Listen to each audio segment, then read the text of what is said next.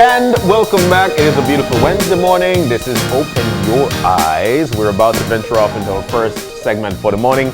NICH, the Cultural Development Fund. Actually, that's the conversation for this morning. To tell us more about it, we've got the president in, Sapna Budhrani. She's the president of NICH. We also have Neil Hall, Communication and Marketing Officer at NICH. And we also have Alexis Salazar, Director of Museum of Belize, House of Culture. Guys, good morning and welcome. It's so nice to have you. Good morning. It's a pleasure to be here as always. There you go. I like that. I like that. So while we've got all the energy for the morning, we know that, well, actually reading over what we got yesterday, I saw, a cultural development fund, and we've got Belizean artists popping up in every corner of the country, and they can get help. That's right. Wow. Let's jump on into it. President, Communications, let's jump on into it.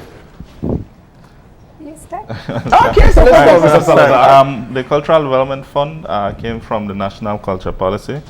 So that was done in, they did certain consultations across the country. Okay. And one of the things that the cultural stakeholders pointed out was that there was no clear way to get funding for different cultural projects that they have.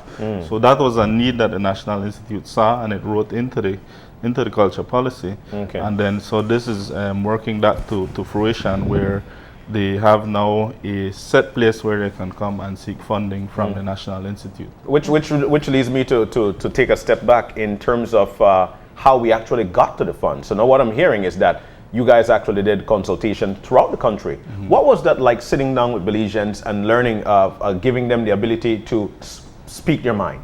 Well, let me step back and step forward. The consultations occurred in 2016. Okay. It started way back, and that happened with the Belize National Cultural Policy. It then went into our strategic plan, and we were supposed to do that in October of 2016 according to our strategic plan. Okay. We're here in 2019. We started consultations again throughout the country to firstly introduce the president of NICH and the team of NICH. We heard the same that we heard before. So that is where we are today in 2019. Rather than sending a letter to the president or to the director or to the houses of culture, we created a mechanism that you can send it to one email address, and we've also put it on our website. So it's accessible to anyone who visits our website, and we're trying our best to reach out to everybody. In doing so much as reaching out, that means we'll get many proposals in, and it may say that we wouldn't be able to fund all of them. But what it would help us to do is understand what it is in the general public. What is it that they want to do? What is it that the communities want to do? Rather than telling the communities, let's focus on this area, we want to hear back from the communities. You know what? Grand Ball is important for us. Safeguarding Grand Ball in Dangriga is important, or in PG. We want to also showcase it throughout the country and maybe internationally. So through this proposal, we hope to receive those. It's not only for funding, but also technical assistance. Wow. I'm sure you all are aware that there are many grants available internationally. Sometimes you hear Belize's name, sometimes you don't hear Belize's name. If we have these proposals at NICH and we are aware of some funding available, we can reach out to that NGO or to that individual and state to them, there's this fund available. We think you would be a good one to submit, and we will help you prepare that proposal from what we already have from you, and NICH will support that, not only to help guide you with the proposal, but also inform the entity that has a fund that it's fully supportive of NICH, tying it back to our strategic plan and tying it back to the cultural policy. So our backbone has been the legislation and the cultural policy in guiding us how to move forward with NICH. What type of funds are we talking about? What type of funds? We're speaking about anything above 500 for an individual and anything above 1,000 for an entity. Okay. Whatever it is that they require. And the source of the overall fund that you have? Initially, the source of the overall fund comes from NICH, of course with the help of the government of Belize and the Ministry of Education, Youth, Sports and Culture. We hope to partner with private entities. Currently, the media has been speaking a lot about crime, about getting things done for the youths, getting things done for the women. So we believe if we have a proper proposal, maybe in Orange Walk, We can reach out to a corporate sponsor. We have this proposal from them. We think it would add value to the town, and it may also help you in promoting some activity that you have. Yeah. Do you think it's fair that, you support it? We will help them technically to display the best that they can. And based on the cultural policy, are there priority areas that you'd give preference to? There are priority areas which is listed in the package itself. Now, if we speak of the Cultural Development Fund and the package, our package has a guidelines. It speaks about who could apply, what are we looking for, what are the application period. We have 4 cycles. What we've tried to do is have it as best as possible user-friendly. Yeah. We're dealing with communities, we're dealing with artists, we're dealing with a whole array of individuals. So the fund itself has guidelines, it has a application form, and it has a registration form. We want them to be registered with NICH so we can start developing not only like an artist registry, but a registry for all cultural stakeholders. It's difficult to keep in communication with all of them, and this is a mechanism that we think would help. So it's explained in here. We're looking at intangible cultural heritage. We're looking at community activities. We're hoping to receive activities that exist already, and they need assistance to just make it a little bit better. Sometimes the assistance is more for marketing, to advertise their event, and not necessarily for funding. Sometimes it's maybe the use of our stage or technical staff. And that's what we want to do. We believe that we need to work together to make things better. Well, September is actually right around the corner, and a lot of people or a lot of groups actually use this particular time to showcase what they've got. Because I think that you guys have been doing an excellent job in terms of making activities seem as easy as possible. And so people want to be a part of it, but they don't know how to get it done. Is this actually on stream already, whereby people can start to now apply? And what's the duration for them to get their response? I'm hoping that you did get a chance to see when we did the media launch and a launch of it. This was to be implemented from before. It's now implemented, it's now launched. We had a soft launch where we shared it with some of the stakeholders that submitted their letters. We shared it with them. This is a way that they can reach out to us, but they can also reach out through the NCC, the National Celebrations Commission. Each municipality is a part of that National Celebrations Commission. So they can go to their town council or city council and advise of some activity that they would like to do. It doesn't stop there. They can then reach out to NICH with the municipality, and we would try to see how best we can assist. I think that's...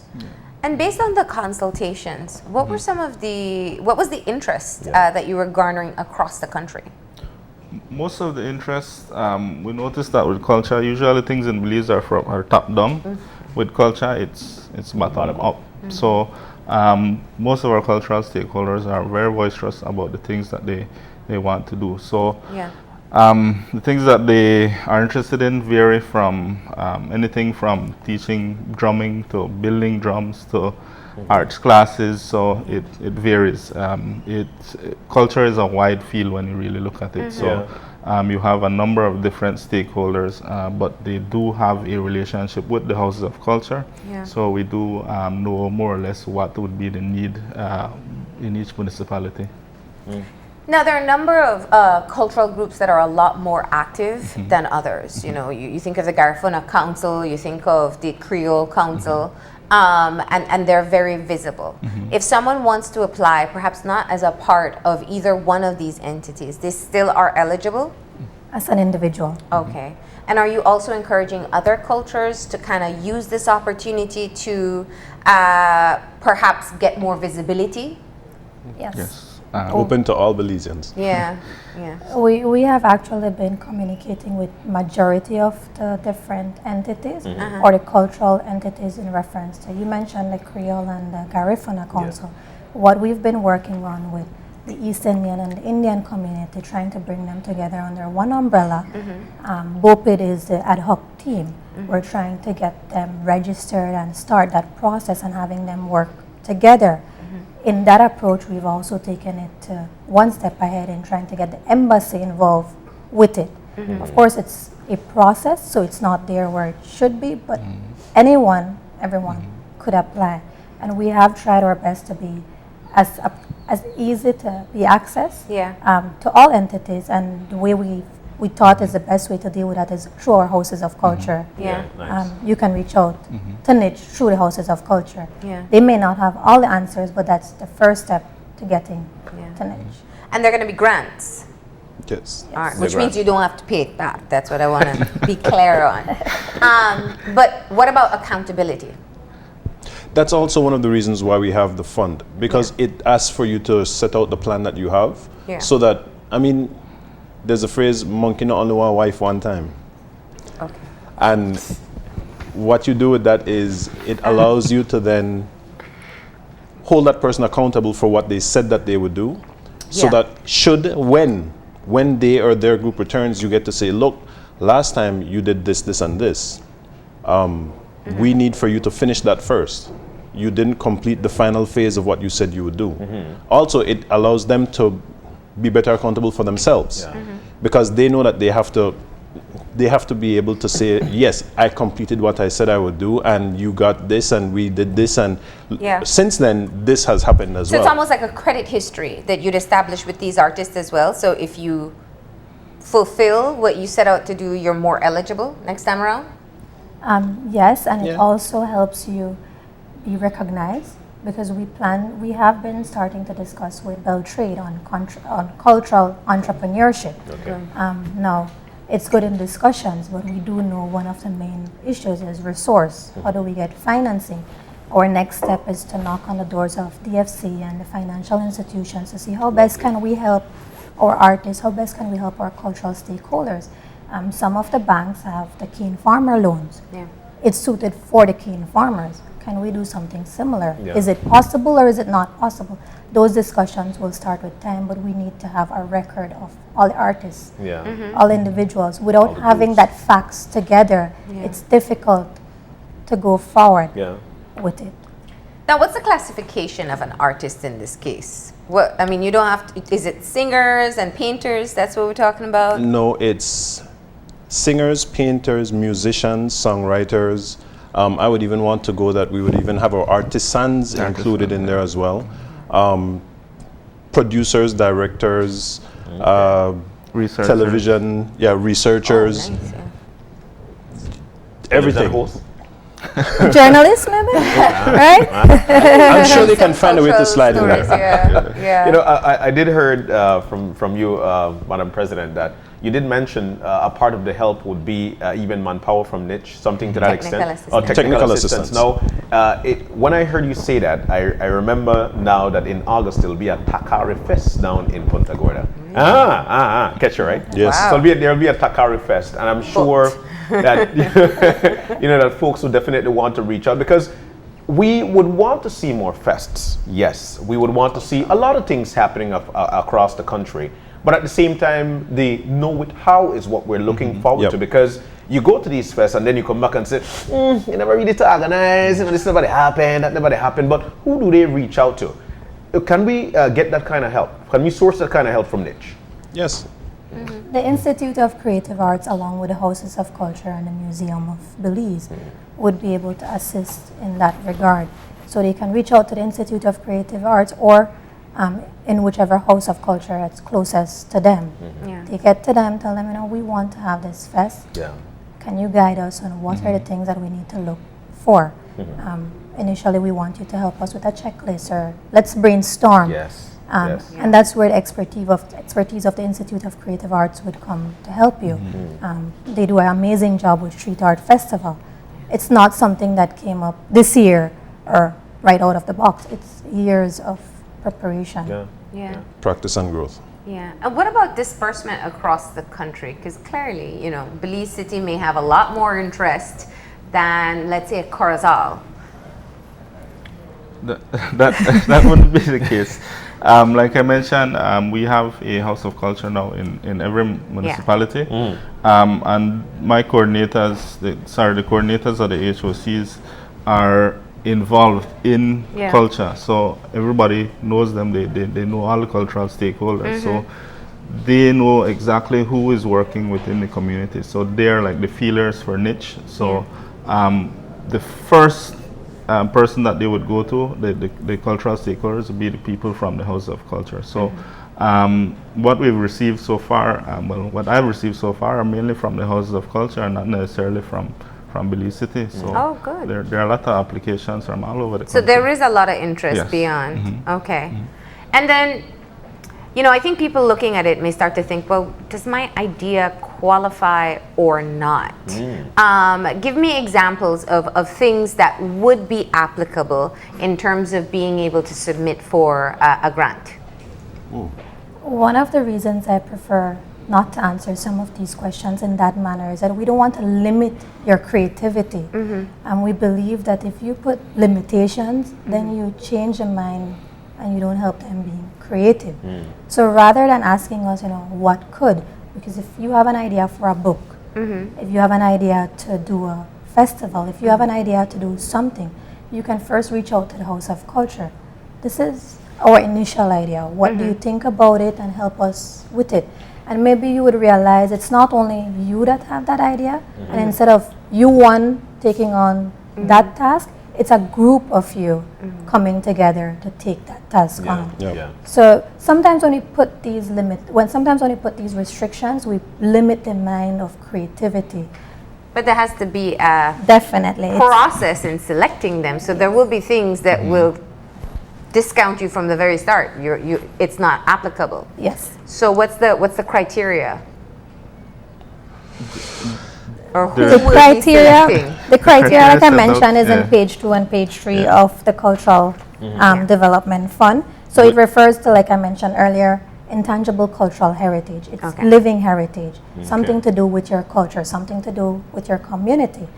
When you asked the question about the artists, we said it's not just musicians, Yeah. it's artists throughout, visual artists, and even anyone that has some idea with culture, to embrace their culture. One of our main goals is social cohesion and building the pride of our country. So if it fits within that category, you qualify. Now, if it is one that maybe if you're bringing international artists, Yeah. you may not get that credibility from NICH at that time if we have one that helps the community, and maybe it's one that has been happening. For instance, there's a San Antonio Day that happens in Cayo. NICH is an integral part of it, but it's the community coming with that idea. Yeah. We only go in to help, not that we go in to dictate to them or tell Yeah. them this is what you need to do. So that's what we're looking for, but it's for creative artists also. I'm not sure if you got a chance to visit the Museum of Belize. We do have an exhibit, and I think Alexis can speak of that. It's trying to put that in place through this mechanism or reaching out to them. So maybe if you reach out to the House of Culture, the museum, your idea doesn't fit into the Cultural Development Fund, but it's an idea we can create an exhibit at the HOC. Yeah. So maybe you have different art pieces and you just want to display it. So that's something that the HOC can put in their work plan to say, let's help that artist. Yeah. So it's more for our Belizean artists, it's more to help them, it's more for our Belizean communities to help them revive or safeguard culture and maybe promote it. Yeah. But they have to be the ones that really want it Yeah. first. And if you prove to us that, you know, we've been doing this for years, we've done it for 3 years. For instance, the East Indian pageant, they've been doing it. Yeah. Something that we didn't realize, or maybe the country didn't notice, is that the queen that's selected in Belize represents Us in Belize Trinidad. in Trinidad and Tobago. Wow. So how is it that NICH can help them? Maybe we can guide them on the questions, maybe how they carry themselves. But NICH may not know how an Indian carries themselves, but they can tell you, you know, you walk this certain way, or connect you with someone. Yeah. So it's trying to figure out what's happening at the communities, even though we know some of it. Yeah. And we do have limitations that are written in the policy itself, in the document. The guidelines are clear in there. Yeah. We have like 6 different main points that we mention in there. And where can these groups get one of these? Yes. On the website, nichbelize.org, there is a section, a tab that has applications, and under applications, it's the Cultural Development Fund. By clicking on that, you get not only the application itself, but you get the guidelines right underneath. Yeah. Cool. And what's the cycle for the funds? 4 cycles. Yeah. Sure. And do you have to exhaust it within that time? Explain exhaust. Spend.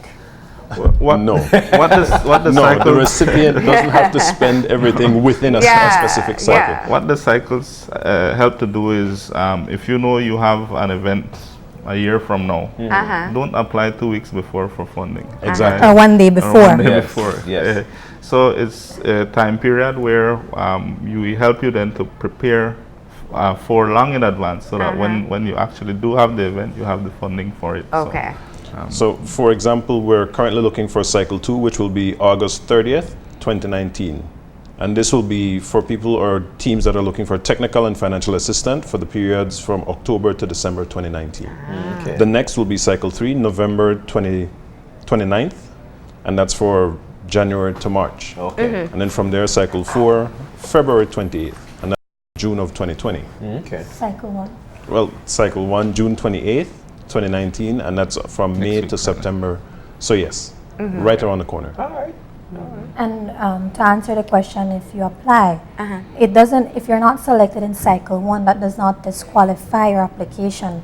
It could be possible that it's moved to cycle 2. And maybe you hear back from us to say, let's help you in finishing this proposal Yeah. a little bit better.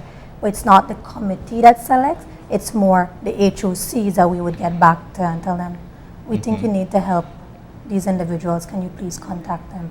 And The guide idea them. isn't ready yet. Yes. Yeah, yeah. How many grants have you given away for this first cycle? Officially, no grants for the first cycle because we have it as June 28. We extended the period, we changed the period to June 28. Okay. Unofficially, in the soft launch of it, we've given out about 5 or 6 Okay. already. Okay. We've given out a number of them, and we have a huge amount waiting for us to review and select. Okay. And what we plan to do is after June 28th, we would have those and we would select. Something to note is the email address to send it in. If you don't do it online through the website, there's also an email address that you can submit it in. That allows for us to share it with the committee. So it's not, oh, well, the president doesn't like you, so she's not going to share this fund. It's, you applied, it's shared, Yeah. the committee reviews and provides their feedback on it. Yeah. Okay. And what you're mentioning are 2 levels of technical assistance. So it seems that there's a bit of support from the application process with the district's House of Culture. Yes. Right? And then if your proposal is accepted, there's also technical assistance offered from whatever department of NICH is best fit. That's the case? That's the Yes. case, yes. Okay. Okay. All right. So what is your hope in what these grants will be able to do for the communities across the country? Social cohesion and Belizean pride, helping with that. Additionally, it would help us register, keep a proper inventory, and eventually a database that we are able to share, and it's accessible by other grant donors, funders for these activities. Sometimes what we've noticed is that they don't really want to support a statutory body or an NGO related to the government, but they want the community or they want an artist. Yeah. So we would have the list of artists. These are the registered artists. They're part of this whole process. This is the information we have. You can reach out to them. So that is the main goal of this fund. All right. So, and then what's the max one can get?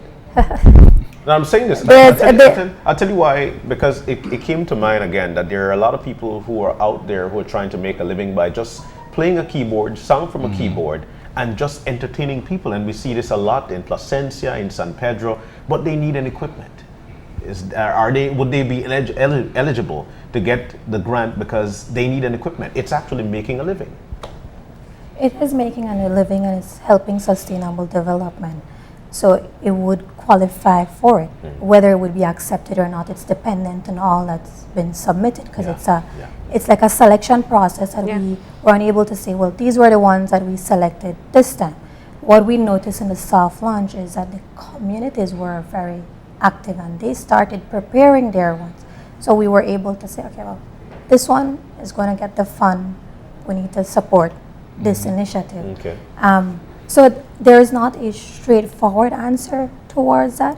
like I mentioned earlier, we don't want to limit the creative minds. At the same time, we don't want you to not be accountable. So if it is that you require 500 or 600 to purchase something, and you can show how it helps and what you can do in the future, then that would qualify you, and we would look at that in that way.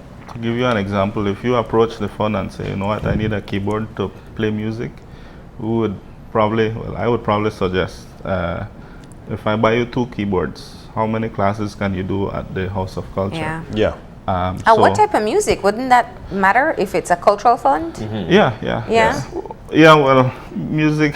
Yeah. Creative and culture mixed like together. that. Well, this is perfect. So ideas like that, where you're not only benefiting from the fund, but you're teaching something at the same so time. a wide range of people actually benefits from it. Perfect. So that's an interesting point. So you're open to project ideas that are also income generating for the persons who are doing it. It doesn't matter if it doesn't have to be a not-for-profit type of initiative where I simply showcase culture. It could be enhancing myself or my tools to garner money with a cultural. Yes, sustainable development. It's written right in here about sustainable development and creating that synergy and how you can help back. So if you look at it, there's this thing called the Orange Economy, which deals specifically with culture.